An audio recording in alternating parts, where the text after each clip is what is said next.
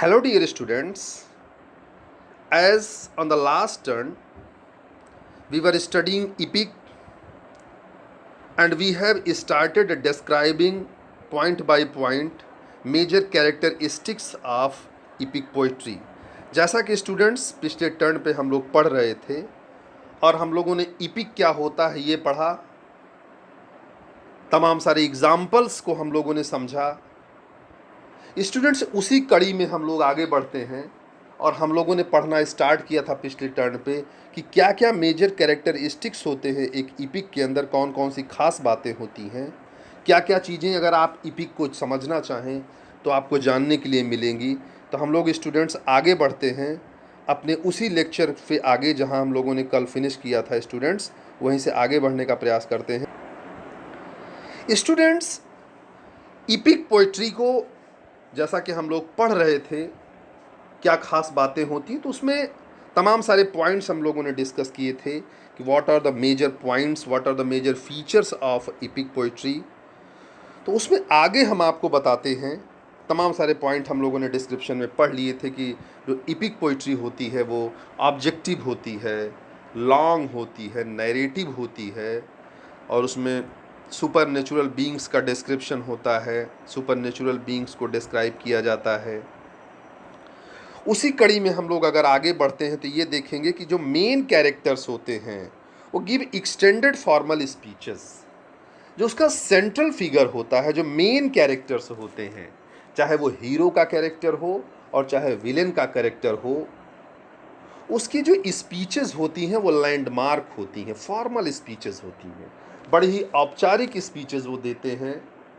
Means वो कोई Lofty language का इस्तेमाल नहीं करते हैं, लॉफ्टी डिस्क्रिप्शन नहीं देते हैं। उनकी हमेशा स्पीचेज ऐसी होती हैं कि which set an example in the society, जो समाज में एक उदाहरण सेट करती हैं, समाज के लिए एक प्रेरणा का स्रोत बनती हैं, लोगों के लिए एग्जाम्पल बन जाती हैं।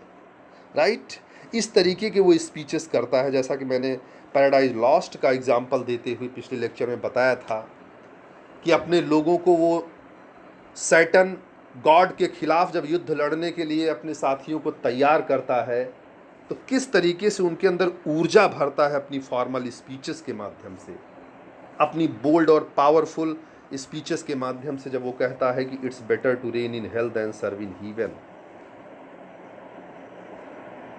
स्वर्ग में गुलाम बन के रहने से अच्छा है कि हम नर्क में रहें, लेकिन राजा बन के रहें, मालिक बन के रहें। स्टूडेंट्स इस तरीके की जो लैंग्वेज का डिस्क्रिप्शन होता है, इस तरीके की फॉर्मल स्पीचेस, बड़ी महत्वपूर्ण स्पीचेस आपको देखने के लिए मिलेंगी। ओके स्टूडेंट्स, किस तरीके से रामचरितमानस में राम की स्पीचेस अगर आप देखिए, राइट, क्लियर, रघुकुल रीति सदा चली आई, प्राण जाए पर वचन न जाई। स्टूडेंट इस तरीके की जो फॉर्मल स्पीचेस हैं वो आने वाली जनरेशन्स के लिए एग्जाम्पल सेट करती हैं। राइट, एक आइडियल लाइन बन जाती है, एक लैंडमार्क बन जाती है। स्टूडेंट्स कोई लॉफ्टी, कोई जोकिंग काइंड ऑफ स्पीच कभी भी आप इपिक के हीरो की या उसके सेंट्रल फिगर की आप कभी भी नहीं पा सकते हैं। विशेष करके स्टूडेंट्स अगर आप क्लासिकल इपिक्स की बात करें, जिस तरीके से, चाहे वो मैंने आपको पहले ही बताया कि होमर्स का इपिक हो इलियड या वर्जिल का इपिक एनीड हो, ये दोनों ग्रीक के क्लासिकल इपिक पोइट्स हैं, उनकी रचनाएं क्लासिकल इपिक मानी जाती हैं। फिर चाहे वो पैराडाइज लॉस्ट जॉन मिल्टन की हो या वाल्मीकि का रामायण हो या जयशंकर प्रसाद की कामायनी हो, ये सारी की सारी रचनाएं, या स्टूडेंट्स आप एडमंड डिस्पेंसर का फेरिस क्वीन का भी एग्जाम्पल ले सकते हैं। तो उसमें जो स्पीचेस होती हैं स्टूडेंट्स वो हमेशा फॉर्मल स्पीचेस होती हैं। ओके, ये भी एक ख़ास बात है आपके इपिक की। इसके अलावा स्टूडेंट्स आपको मिलेगा बहुत ही महत्वपूर्ण बिंदु, मैं आप लोगों को डिस्कस करने जा रहा हूँ, इसको ज़रूर याद रखिएगा students. Epic starts with theme और the subject of the story. हमेशा ये याद रखिएगा कि जो इपिक होता है उसकी जो स्टार्टिंग होती है, माने जब बिगनिंग होती है इपिक की, तो सबसे पहले जो पोएट होता है, इपिक राइटर होता है, इपिक पोएट होता है, वो इपिक के प्रारंभ में ही उस इपिक का मेन सब्जेक्ट मैटर जो होता है, उसकी जो मेन थीम होती है, उसको शुरू में वो डिफाइन कर देता है। माने आप जान लीजिए कि जो आगे का डिस्क्रिप्शन, आगे का नरेशन आप एक महाकाव्य में पढ़ने के लिए बढ़ रहे हैं, एक महाकाव्य के रूप में आप उस इपिक की रचना को समझने के लिए आगे बढ़ रहे हैं विद्यार्थियों, उसका मेन सब्जेक्ट मैटर यही है। राइट? क्लियर?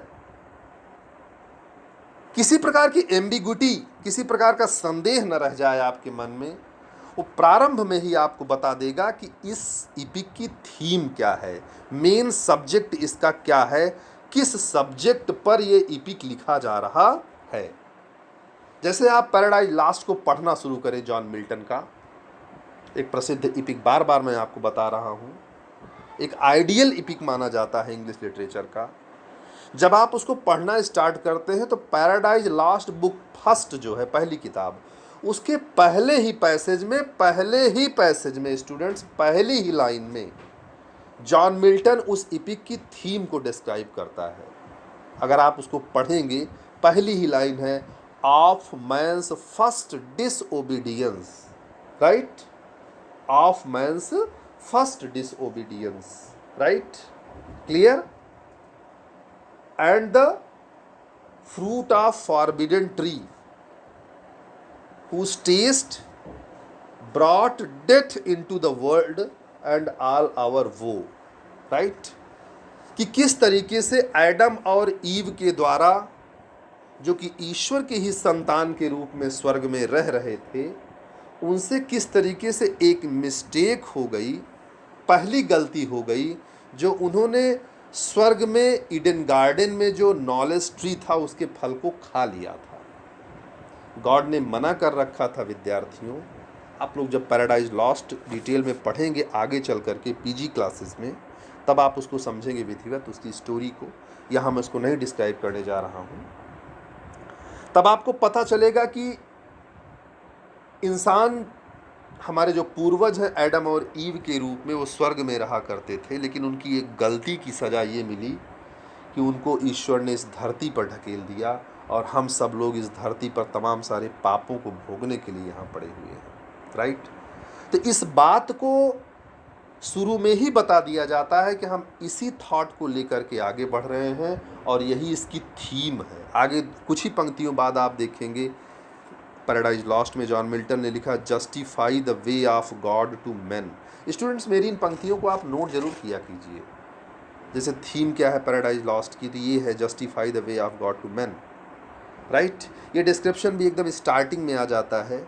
जैसा कि मैंने बताया कि इपिक की एक ख़ास बात होती है कि उसकी थीम हमेशा शुरू में ही लिख दी जाती है। Right students? तो आई होप कि आप लोग समझे होंगे मेरी बात को, मेरे लेक्चर को आप अच्छी तरीके से समझ पा रहे हैं स्टूडेंट्स। इसके अलावा मैंने आप लोगों को पहले ही बता दिया, अगला पॉइंट जो दिख रहा है आपकी स्क्रीन पर, लॉन्ग एंड नैरेटिव। मैंने पहले बता दिया कि इपिक जो होती है वो बहुत लंबी रचना होती है। ऐसा नहीं होता है कि आप उसको एक पन्ने में दिखा सकें, एक पन्ने में लिख सकें। वो कोई लिरिक की तरह रचना नहीं होती है कि आप उसको एक गीत के रूप में सिंगल टाइम में सिंगल थॉट पे लिख लें किसी एक इवेंट को लेकर के। इपिक हमेशा बहुत बड़ा महाकाव्य होता है और नैरेटिव होता है। नैरेटिव मीन्स स्टोरी मैनर में लिखा जाता है। एक पूरी कथा वस्तु होती है और एक कहानी राइटर पूरी तरीके से उसको इवेंट्स में डेकोरेट करके, तमाम सारी घटनाओं को सजा करके उस कहानी को आगे लेकर के वो चलता है। ओके स्टूडेंट्स, ये भी इपिक की एक बड़ी विशेषता है स्टूडेंट्स। इसके अलावा आप देखेंगे use of EPIC similes. Students, EPIC की एक ख़ास बात है कि उसमें बहुत खूबसूरत, बड़ी अच्छी अच्छी सिमिली का इस्तेमाल किया जाता है। सिमिली एक प्रकार का स्टूडेंट्स फिगर ऑफ स्पीच है।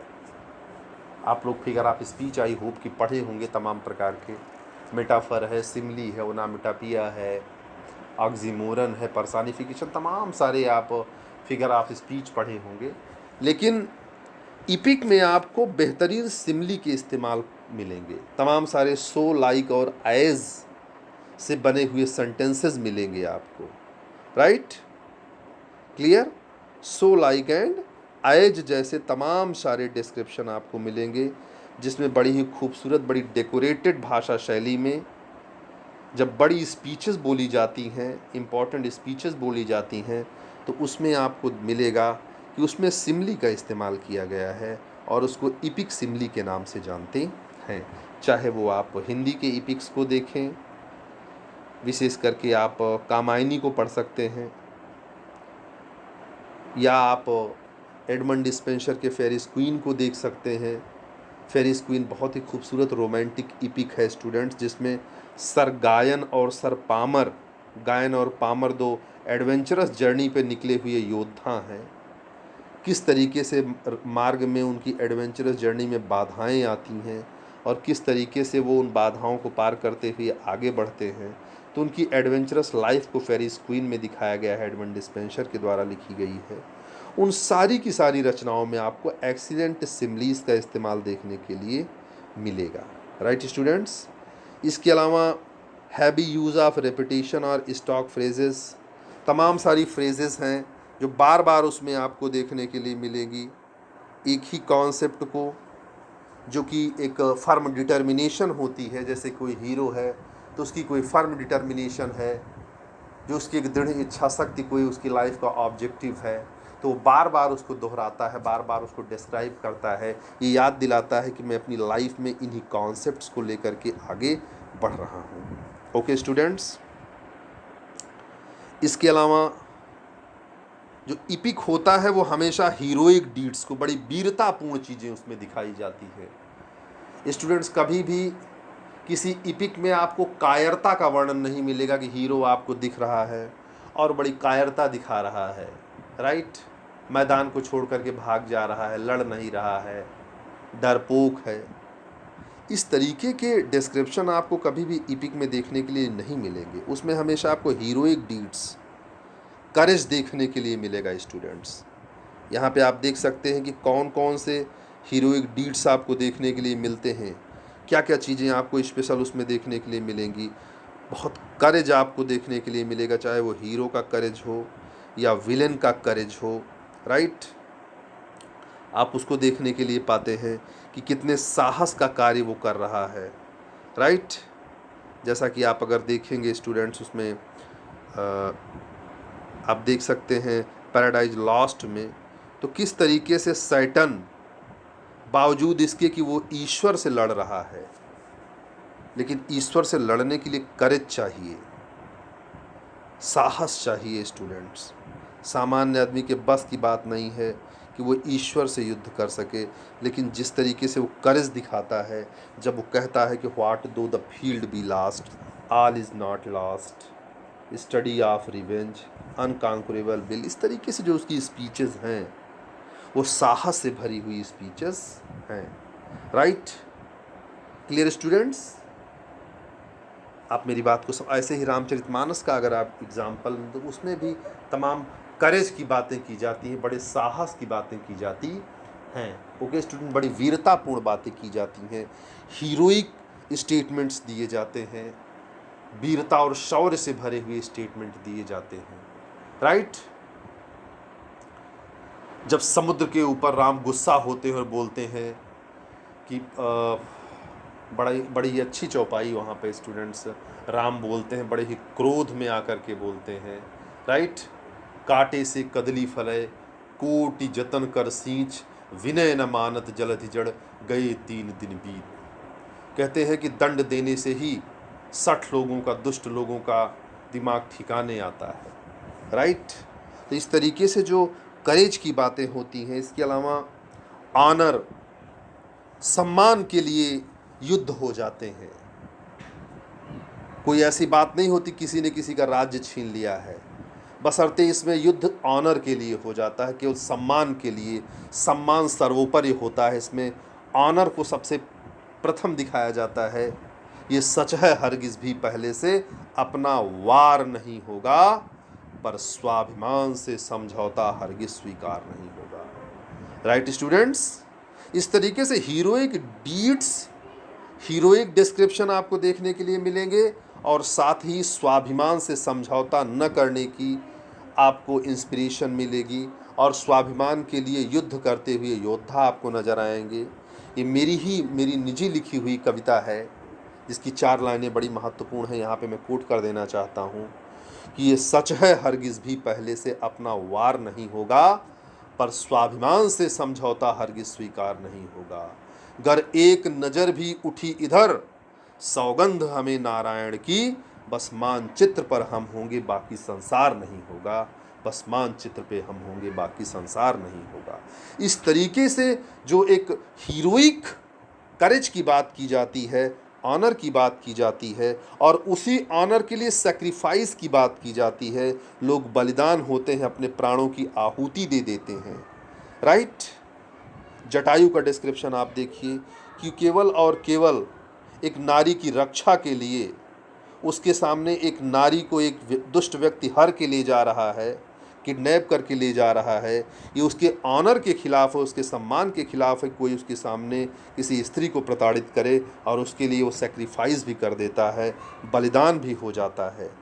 और सेम इसी चीज़ को अगर आप पैराडाइज लास्ट में देखना चाहें तो अंततोगत्वा सैटन जो है उसका विनाश हो जाता है, गॉड के हाथों उसकी अस्तित्व को समाप्त कर दिया जाता है, उसके तमाम सारे साथियों को नरक में डाल दिया जाता है यातनाएं सहने के लिए। लेकिन वो स्टूडेंट्स सेक्रीफाइस करते हैं केवल और केवल अपने ऑनर के लिए, राइट। पैट्रियटिज्म, देशभक्ति आपको देखने के लिए इसमें मिलती है, राइट। तो इस तरीके की डिस्क्रिप्शन आपको पैट्रियटिज्म और काइंडनेस जैसे डिस्क्रिप्शन आपको देखने के लिए मिलते हैं, राइट स्टूडेंट्स। आई होप कि आप लोग मेरी बातों को समझ पा रहे होंगे। इसके अलावा स्टूडेंट्स, जो अगली महत्वपूर्ण चीज़ मैं आप लोगों को बताना चाहता हूँ स्टूडेंट्स, बड़ी ही महत्वपूर्ण चीज़ है जो अक्सर आपको इपिक में देखने के लिए मिलेगी, वो है इन्वोकेशन ऑफ म्यूज़। बड़ा ही इंपॉर्टेंट पॉइंट है ये। इन्वोकेशन ऑफ म्यूज़ क्या होता है भाई?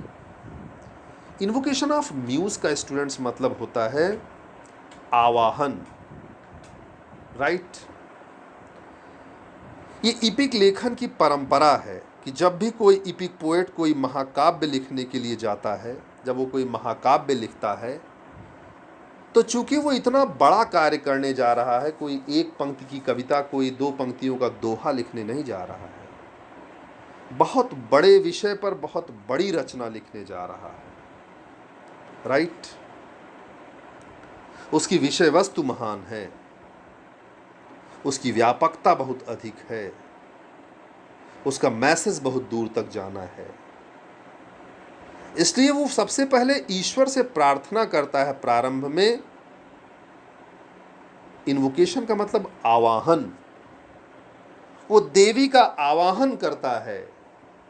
रामचरितमानस में आप पढ़ेंगे तो आपको लगेगा शुरुआत में सबसे पहले गोस्वामी तुलसीदास भगवान गणेश का, भगवान शंकर का, माँ सरस्वती का आवाहन करते हैं कि हे भगवान भोले शंकर, हे माँ सरस्वती, हे भगवान गणेश, मैं एक बहुत बड़े विषय पर लेखन करने जा रहा हूँ। भगवान प्रभु श्री राम के चरित्र पर मैं इस महाकाव्य की रचना करने जा रहा हूँ। मैं चाहता हूँ कि मैं आपके आवाहन के द्वारा आपसे प्रार्थना करूँ कि आप मेरे इस कार्य को सिद्ध कीजिए, राइट स्टूडेंट्स। अगर मैं पैराडाइज लॉस्ट की बातें करूँ तो पैराडाइज लॉस्ट की एकदम शुरुआत में ही आपको इन्वोकेशन ऑफ म्यूज़ देखने के लिए मिलेगा, राइट। आप नोट कर सकते हैं, मैं बार बार आपको कह रहा हूँ, मेरे लेक्चर के दौरान मेरे द्वारा कहे गए कोटेशंस को, लाइनों को आप नोट जरूर कीजिए। वीडियो को आप पॉज कर करके, रोक रोक करके उन लाइनों को नोट जरूर कीजिए। स्टूडेंट्स, पैराडाइज लॉस्ट में John Milton invocation of muse सबसे पहले प्रारंभ में ही माँ सरस्वती का आवाहन करता है। ज्ञान की अधिष्ठात्री माँ सरस्वती का आवाहन करते हुए कहता है, muse, O muse, illumine what is dark in me, what is low, raise and support। ये लाइनें आपको पहले ही पैसेज में पैराडाइज लास्ट बुक फर्स्ट में देखने के लिए मिलेंगी। आसतो माँ सदगमय तमसो मा ज्योतिर्गमय। माँ हमें जो भी अज्ञानता का अंधकार मेरे अंदर व्याप्त है उसको ज्ञान के प्रकाश से आलोकित कर दीजिए। मैं एक बहुत बड़े विषय पर काव्य रचना करने जा रहा हूँ। मेरा निवेदन है, मैं आपका आह्वान करता हूँ कि आप आएँ और हमारी लेखनी में बैठ जाएं ताकि मैं इस महान रचना को लिख सकूँ। तो जो देवी देवताओं का आवाहन किया जाता है, ईश्वर की वंदना की जाती है, माँ सरस्वती जिनको अंग्रेजी में म्यूज़ कहते हैं, उनका आवाहन किया जाता है। चाहे जिस भाषा में इपिक लिखा गया हो, चाहे वो इपिक ग्रीक भाषा में लिखा गया हो होमर के द्वारा, राइट, वर्जिल के द्वारा, या अंग्रेजी में जॉन मिल्टन के द्वारा लिखा गया हो, या हिंदी में गोस्वामी तुलसीदास जी के द्वारा लिखा गया हो, या संस्कृत में वाल्मीकि जी के द्वारा लिखा गया हो, तो सब में सबसे पहले इपिक के प्रारंभ में ही स्टूडेंट्स देवी का आवाहन किया जाता है। ओके स्टूडेंट्स, इसके अलावा अगर मैं बात करूं कि और क्या क्या खास बातें होती हैं और कौन कौन सी महत्वपूर्ण चीज़ें आपको देखने के लिए मिलती हैं, तो वो होती हैं ग्रेट बैटल्स आर फाट। जितने भी महाकाव्य आप देखेंगे विद्यार्थियों, उसमें आप देखेंगे कि बहुत बड़े बड़े युद्ध लड़े जाते हैं। युद्धों का वर्णन आपको देखने के लिए मिलेगा, राइट। एक बड़े ऑब्जेक्टिव के लिए, एक बड़े मोटिव के लिए सत्य और असत्य के बीच संघर्ष होता है, प्रकाश और अंधकार के बीच संघर्ष होता है, धर्म और अधर्म के बीच होता है, देवता और दानव के बीच में युद्ध होता है, सच्चाई और बुराई के बीच में युद्ध होता है, एक नायक और खलनायक के बीच में युद्ध देखने के लिए आपको मिलेगा। बड़े बड़े युद्धों का वर्णन आपको देखने के लिए मिलेगा, राइट। अगर आप रामचरितमानस को लेते हैं तो आपको उसमें राम और रावण का युद्ध देखने के लिए मिलेगा। बहुत ही अद्भुत युद्ध होता है राम और रावण के बीच में। चाहे लक्ष्मण और मेघनाद का युद्ध आप देख लीजिए, वो भी एक बड़ा युद्ध है। इसके अलावा स्टूडेंट्स अगर आप पैराडाइज लॉस्ट की बातें करते हैं तो जॉन मिल्टन पैराडाइज लॉस्ट में सैटन और सैटन की जो आर्मी है, उसके जो योद्धा हैं, वो किस तरीके से गॉड के खिलाफ एकत्र होते हैं, गॉड के खिलाफ युद्ध लड़ने के लिए तैयार होते हैं, और सैटन और गॉड के बीच में एक बड़ा ही भयानक युद्ध होता है स्टूडेंट्स। उसका डिस्क्रिप्शन आपको देखने के लिए मिलेगा। महाभारत आप देखने के लिए पाएंगे, महाभारत का युद्ध बहुत ही बड़ा युद्ध होता है स्टूडेंट्स। ओके स्टूडेंट्स, इसके अलावा जो अगली खास बात आपको इपिक में देखने के लिए मिलती है स्टूडेंट्स, वो मिलती है आप लोगों को मार्वेलस बिल्डिंग्स का डिस्क्रिप्शन। अगर कोई भी महाकाव्य आप पढ़ेंगे, कोई भी महाकाव्य आप देखेंगे, तो उसमें बहुत बड़ी बड़ी अद्भुत इमारतों का वर्णन मिलता है। बड़ी बड़ी इमारतें, बहुत अच्छी अच्छी बिल्डिंग्स देखने के लिए आपको मिलेंगी। अगर आप महाभारत की बात करते हैं तो उसमें आपको हस्तिनापुर देखने के लिए मिलेगा, जिसमें हीरे और सोने चांदी के बने हुए महल दिखाई पड़ेंगे आपको, राइट। इसके अलावा अगर आप बात करते हैं रामचरितमानस की, तो उसमें आपको लंका दिखाई पड़ेगी जो सोने की है, गोल्ड की बनी हुई। अयोध्या की खूबसूरत महल दिखाई पड़ेंगे आपको, सोने की लंका दिखाई पड़ेगी। इसके अलावा अगर आप पैराडाइज लॉस्ट की बातें करते हैं तो पैराडाइज लॉस्ट में तो आपको स्वर्ग का डिस्क्रिप्शन देखने के लिए मिलता है, किस तरीके से स्वर्ग होता है। मैं पीजी क्लासेस में अक्सर पैराडाइज लॉस्ट जब पढ़ाता हूँ तो बड़ा एक्सीलेंटली डिस्क्राइब करता हूँ एक ग्लोरियस वे में कि किस तरीके से स्वर्ग होता है, क्या फैसिलिटीज़ होती हैं वहाँ पे, कैसा दिखाई पड़ता है। इसके अलावा नरक में तमाम अच्छी इमारतों का वर्णन देखने के लिए मिलता है। सोने चांदी के जो पिलर्स दिखाई पड़ते हैं नरक में, किस तरीके से उनका डिस्क्रिप्शन पैराडाइज लॉस्ट में जॉन मिल्टन ने किया है। तो आप कोई भी अगर आप महाकाव्य उठाएंगे तो आपको बहुत अच्छी अच्छी इमारतें देखने के लिए मिलेंगी, बहुत अच्छी अच्छी बिल्डिंग्स का डिस्क्रिप्शन, बड़े अच्छे अच्छे नगरों का डिस्क्रिप्शन, बड़े बड़े अच्छे अच्छे राजधानियाँ, राइट, इन चीज़ों को आप देखने के लिए पाते हैं। इसके अलावा स्टूडेंट्स,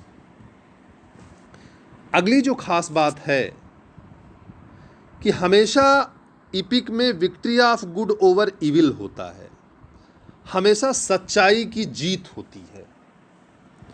संघर्ष बड़े बड़े होते हैं, बड़े बड़े युद्ध लड़े जाते हैं, लेकिन अंततोगत्वा victory of good over evil ही होती है। हमेशा अच्छाई की बुराई पर विजय प्राप्त होती है, कभी भी बुराई विजय नहीं प्राप्त कर पाती है। सदैव अगर विजय होती है तो केवल और केवल सच्चाई की और अच्छाई की विजय प्राप्त होती है। चाहे वो पैराडाइज लॉस्ट में कई बार एक बड़ा कंट्रोवर्शियल क्वेश्चन बनता है जब जॉन मिल्टन के पैराडाइज लॉस्ट की बातें की जाती हैं कि वास्तव में पैराडाइज लॉस्ट का हीरो कौन है। जो महान इपिक लिखा गया जॉन मिल्टन के द्वारा, क्लासिकल इपिक लिखा गया पैराडाइज लॉस्ट, इस पैराडाइज लॉस्ट का हीरो कौन है? तो बेसिकली जो हीरोइक क्वालिटीज हैं वो सैटन के अंदर है, राइट। इसलिए सैटन को ही हीरो माना जाता है पैराडाइज लॉस्ट का, राइट। लेकिन गॉड तो अल्टीमेटली गॉड ही है, तो गॉड को भी तमाम क्रिटिक हीरो मानते हैं। लेकिन अंततोगत्वा कितना भी महान योद्धा रहा हो सैटन, कितना भी करेजियस क्यों ना रहा हो, कितना भी ऑर्गेनाइज्ड उसका सैन्य दल क्यों ना रहा हो, कितने भी अच्छा परफॉर्मेंस मेफिस्टोफिलस और बेल्जीबब जैसे योद्धाओं ने किया हो, किंतु अंत में विजय उनकी नहीं हो पाती है, उनकी पराजय होती है और जीत हमेशा गॉड की होती है। उसका रीज़न ये है स्टूडेंट्स कि ये एक इपिक का मोटिव है कि it describes, it deals with the victory of good over evil. हमेशा अधर्म की पराजय होती है, अंततोगत्वा धर्म की विजय होती है, राइट। धर्म की जय हो, अधर्म का नाश हो, ये एटलीस्ट हमेशा इपिक में आपको देखने के लिए मिलेगा स्टूडेंट्स। चाहे वो राम और रावण के बीच का युद्ध हो, रावण कितना भी बड़ा योद्धा क्यों ना रहा हो, क्यों ना उसके 10 सर हों, क्यों ना खरदूषण और कुंभकर्ण जैसे, मेघनाद जैसे उसके सैन्य दल में वीर योद्धा रहे हों, लेकिन अंततोगत्वा उसकी पराजय होना निश्चित है, क्योंकि वो अधर्म के रास्ते पर है, वो बुराई के रास्ते पर है। इसी तरीके से मैंने और भी तमाम सारे एग्जाम्पल्स आप पढ़ सकते हैं स्टूडेंट्स। तो ये एक इपिक का टारगेट होता है कि victory of good over evil, हमेशा सच्चाई की जीत होती है और अधर्म की पराजय होती है इपिक में। स्टूडेंट्स, ये सारी कैरेक्टरिस्टिक्स मैंने आपको डिस्क्राइब की, राइट। थोड़ा सा हम जान लेते हैं, 2 वर्ड मैं अक्सर यूज़ कर रहा हूँ, एक वर्ड क्लासिकल इपिक। स्टूडेंट्स, एक क्लासिकल इपिक क्या होता है? आप ये कह सकते हैं कि टाइप है इपिक का। स्टूडेंट्स, जो क्लासिकल इपिक का मतलब ये होता है कि इपिक लेखन की जो परंपरा ग्रीक से स्टार्ट हुई। कहाँ से स्टार्ट हुई विद्यार्थियों? ग्रीक देश से स्टार्ट हुई। और सबसे पहले जो फाउंडर थे इपिक पोइट्री के, जिसमें होमर को माना जाता है और वर्जिल को माना जाता है। नोट रखिएगा स्टूडेंट्स, होमर और वर्जिल ये ग्रीक के महान इपिक पोएट थे, और होमर ने अपना इपिक लिखा इलियड। क्या लिखा स्टूडेंट्स? आगे आप अभी देखेंगे, इलियड।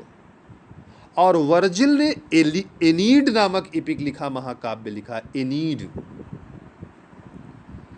और स्टूडेंट्स,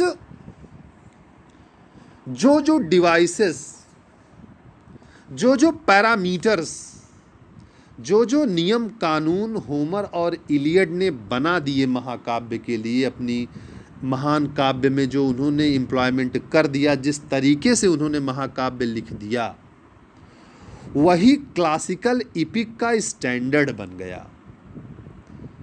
आने वाले समय में जिन पोएट्स ने होमर और वर्जिल के द्वारा बताए गए इपिक के सिद्धांतों को माना, माने जो जो चीज़ें होमर के इपिक में, इलियड में, वर्जिल के इपिक एनीड में जो चीज़ें दिखी हैं, जिस तरीके से उन्होंने लिखा है, उसी तरीके से जिस पोएट ने आगे चल कर के रचना लिखी, जिसकी इपिक होमर के इलियड की तरह या वर्जिल के एनीड की तरह रही है, उसमें जो कैरेक्टरिस्टिक्स हैं उन्हीं को फॉलो किया गया है, तो वह इपिक क्लासिकल इपिक कहलाता है।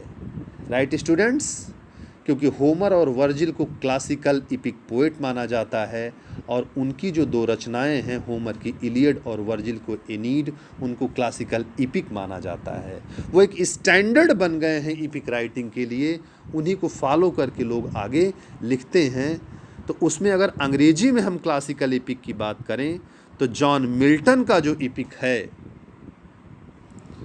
जॉन मिल्टन ने जो दो महान इपिक लिखे हैं, एक पैराडाइज लॉस्ट और एक पैराडाइज रीगेन्ड, ये दोनों क्लासिकल इपिक हैं स्टूडेंट्स। और जॉन मिल्टन को क्लासिकल इपिक पोएट कहा जाता है, क्योंकि जॉन मिल्टन ने वही सारे मापदंडों को अपनाया है अपने पैराडाइज लॉस्ट और पैराडाइज रीगेन्ड में, जो पैरामीटर्स होमर और इलियड ने सेट किए थे। Right, clear students? जो चीज़ें आपको होमर के इलियड में और वर्जिल के एनीड में देखने के लिए मिलेंगी, वही चीज़ें आपको पैराडाइज लॉस्ट और पैराडाइज रीगेन्ड में, वही सारे पैरामीटर्स आपको देखने के लिए मिलेंगे। ओके स्टूडेंट्स, तो इस तरीके के जो इपिक होते हैं उनको हम क्लासिकल इपिक की कैटेगरी में रखते हैं। और स्टूडेंट्स, जो डिस्क्रिप्शन मैंने आपको ऊपर दिया इपिक का, ये बेसिकली जो है वो क्लासिकल इपिक का ही डिस्क्रिप्शन मैंने दिया। जो कैरेक्टरिस्टिक्स मैंने डिफ़ाइन की, जो कैरेक्टरिस्टिक्स मैंने आपको समझाया, ये सब क्लासिकल इपिक के ही एग्जांपल्स आपको दिए, क्लासिकल इपिक्स के ही कैरेक्टरिस्टिक्स मैंने आपके सामने यहाँ पे डिस्क्राइब किया। राइट स्टूडेंट्स, इसके बाद के वर्षों में मॉक इपिक एक इपिक का प्रकार आया। कौन सा EPIC students? Mock EPIC. Mock का मतलब ही होता है हंसी मजाक वाला, इसीलिए इसको स्यूडो इपिक भी कहते हैं। क्या कहते हैं स्टूडेंट्स? मॉक इपिक को स्यूडो इपिक भी कहते हैं, झूठा इपिक, फॉल्स इपिक। मॉक का मतलब ही होता है इंटरटेनमेंट, हंसी मजाक। तो ऐसा इपिक, राइट, जो तमाम सारे जो इपिक के पैटर्न हैं उनको फॉलो तो करता है, जैसे बहुत लंबा होगा, लॉन्ग होगा, नैरेटिव होगा, ऑब्जेक्टिव होगा, ये सारी चीज़ें तो होंगी उसमें।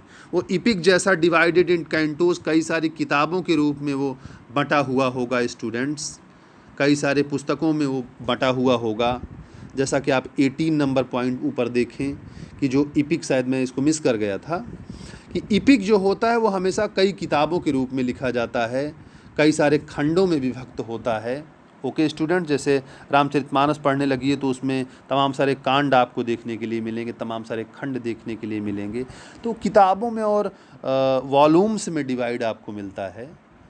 तो सारे क्लासिकल इपिक्स के पैटर्न हैं। तो मैं मॉक इपिक का जिक्र कर रहा था स्टूडेंट्स। तो अलेक्जेंडर पोप ने जो इपिक लिखा, जो विशेष करके प्रसिद्ध है, रेप ऑफ द लॉक। क्या नाम है स्टूडेंट्स?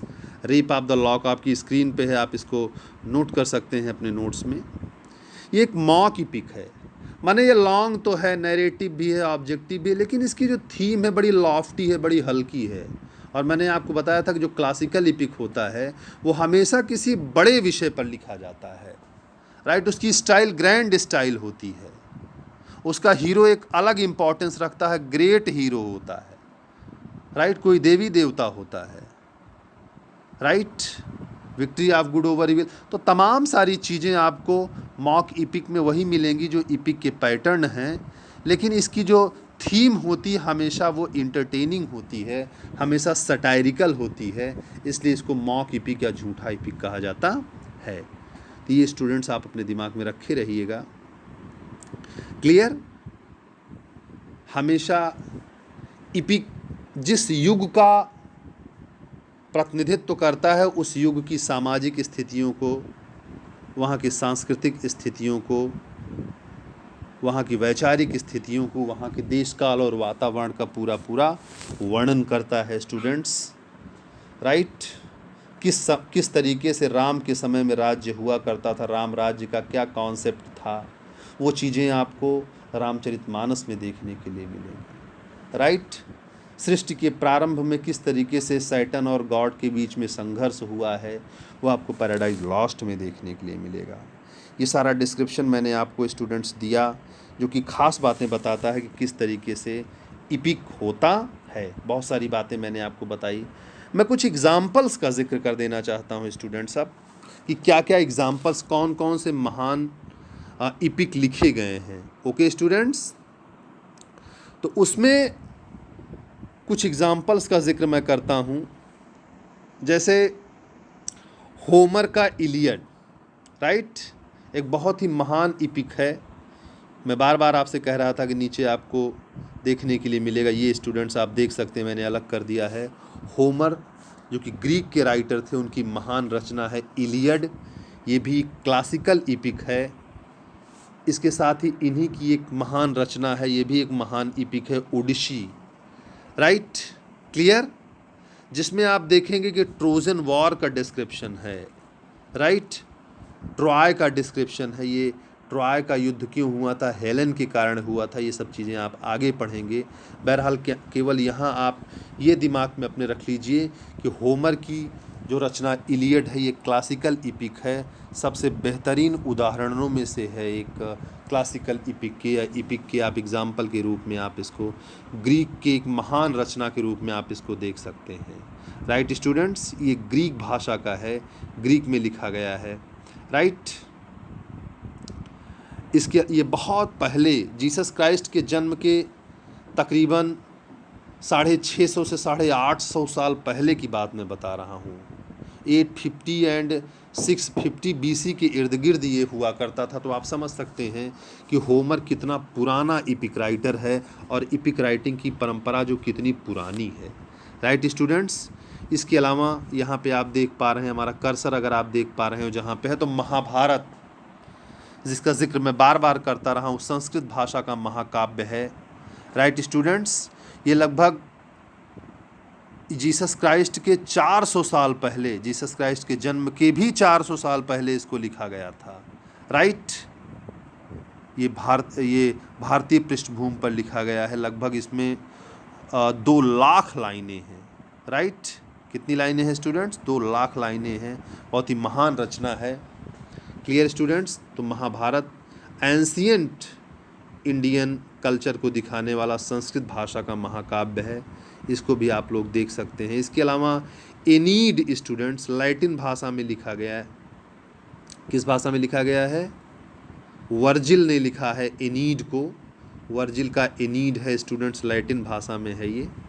बार बार मैं ग्रीक का जिक्र कर रहा था, वो अभी तक जो मैंने होमर का जिक्र किया आपके सामने वो ग्रीक के थे, लेकिन यहाँ आप लोग देख रहे हैं एनीड एक महान इपिक रचना है, राइट। ये रोम का एक कवि था वर्जिल। वर्जिल कहाँ का पोएट था स्टूडेंट्स? कई बार हो सकता है हमारे मुंह से ग्रीक निकला हो, तो आप दिमाग में रखिएगा कि जो वर्जिल है वो रोम का पोएट है, राइट स्टूडेंट्स। इसीलिए जो एनीड है वो लैटिन भाषा में लिखी गई है। किस भाषा में लिखी गई है स्टूडेंट्स? लैटिन भाषा में लिखी गई है, क्लियर। तो ये भी एक महान रचना है स्टूडेंट्स, इसको भी आप याद कर सकते हैं। ट्रोजन वॉर का डिस्क्रिप्शन इसमें आपको देखने के लिए मिलेगा। होमर्स इलियड और ओडिसी महान रचना है। इसके अलावा वर्जिल की एनीड महान रचना है, मैं आपको पहले भी इसके बारे में बता चुका हूँ। इसके अलावा जो एक ओल्ड इंग्लिश में नाम आता है, आप मेरा कर्सर देख सकते हैं यहाँ पे, मैंने आपको ज़िक्र किया था बीओवुल्फ का। ये ओल्ड इंग्लिश की, माने जब इंग्लिश की स्टार्टिंग नहीं हुई थी। आप जानते हैं कि पोइट्री का प्रारंभ जो माना जाता है, फादर ऑफ इंग्लिश पोइट्री माना जाता है, वो जेफरी चासर को माना जाता है। लेकिन उनसे भी पहले ओल्ड इंग्लिश पीरियड में, राइट स्टूडेंट्स, बीओवुल्फ नामक रचना अंग्रेजी में, हालांकि इतनी ओल्ड इंग्लिश है वो कि उसको समझना मुश्किल है कि उसमें लिखा क्या गया है, लेकिन तमाम सारे विशेषज्ञों ने जो डिस्क्रिप्शन निकाला कि बीओवुल्फ ने एक दैत्य का वर्णन है, ग्रैंडल नाम का एक दैत्य है, उसका वर्णन आपको देखने के लिए मिलता है, राइट। तो ये सब सारी प्रमुख रचनाएं हैं स्टूडेंट्स, राइट। इसके अलावा डिवाइन कॉमेडी दांते की एक रचना है, राइट। दांते एक बहुत बड़े इपिक पोएट हैं, जैसा कि आप कर्सर देख पा रहे हैं नीचे स्टूडेंट्स, ये आपको कर्सर देखने के लिए मिल रहा है। डिवाइन कॉमेडी एक बहुत बड़ी इपिक की रचना है, और इसका जो राइटर है वो कौन है स्टूडेंट्स? दांते है। दांते बड़ा इपिक पोएट है, राइट। इनकी भी रचना को आप इपिक मानते हैं। इपिक, महान इपिक रचना दांते ने लिखी है। इसके अलावा स्टूडेंट्स, मैं बार बार अपने लेक्चर के दौरान जिनका जिक्र कर रहा था वो हैं एडमंड स्पेंसर। आप कर्सर को देख पा रहे हैं कि एडमंड स्पेंसर ये आपको 16th सेंचुरी की एक महान कवि हैं। विलियम शेक्सपियर के समकालीन कवियों में ये शुमार हैं। अपने खूबसूरत सॉनेट्स के लिए और खूबसूरत इपिक के लिए जाने जाते थे। इनकी एक महान प्रसिद्ध रचना है द फेरीज क्वीन, ये रोमांटिक इपिक है स्टूडेंट्स, ये भी उसका एग्जाम्पल है। तो मैंने तमाम सारे डिस्क्रिप्शन आपको बताए, और सबसे बड़ा जो नाम है, सबसे बड़ा जो इपिक माना जाता है अंग्रेजी में, क्लासिकल इपिक में अगर कोई नाम आता है तो सबसे बड़ा नाम आता है पैराडाइज लॉस्ट का स्टूडेंट्स। जॉन मिल्टन की रचना है, जिसके बारे में मैंने काफ़ी सारी बातें बताई, और मोस्ट ऑफ द एग्जांपल्स जो मैंने इपिक डिस्क्रिप्शन के दौरान दिया वो जॉन मिल्टन का ही दिया। जॉन मिल्टन की प्रसिद्धतम रचना है, 1667 में ये पब्लिश हुआ था। बाइबल की स्टोरी, एडम और ईव किस तरीके से धरती पर मनुष्य का आगमन हुआ, और मनुष्य के जो पूर्वज हैं उसके माता पिता एडम और ईव के रूप में किस तरीके से उनकी गलती हुई, और उनकी मिस्टेक की सज़ा हम लोगों को इस रूप में उठानी पड़ रही है। तो इन सारी चीज़ों को, जो बाइबल की स्टोरी है, उसका डिस्क्रिप्शन आपको जॉन मिल्टन की पैराडाइज लॉस्ट नामक इपिक में देखने के लिए मिलता है। ओके स्टूडेंट्स, आई होप कि इपिक क्या होता है आप लोगों को अच्छी तरीके से समझ आ गया होगा। हमने इन 2 लेक्चर्स में यथासंभव इपिक्स को आप लोगों को डिस्क्राइब करने का प्रयास किया। आई होप कि you all have just understood well. With this remark I would like to thank you dear students, thanks a lot.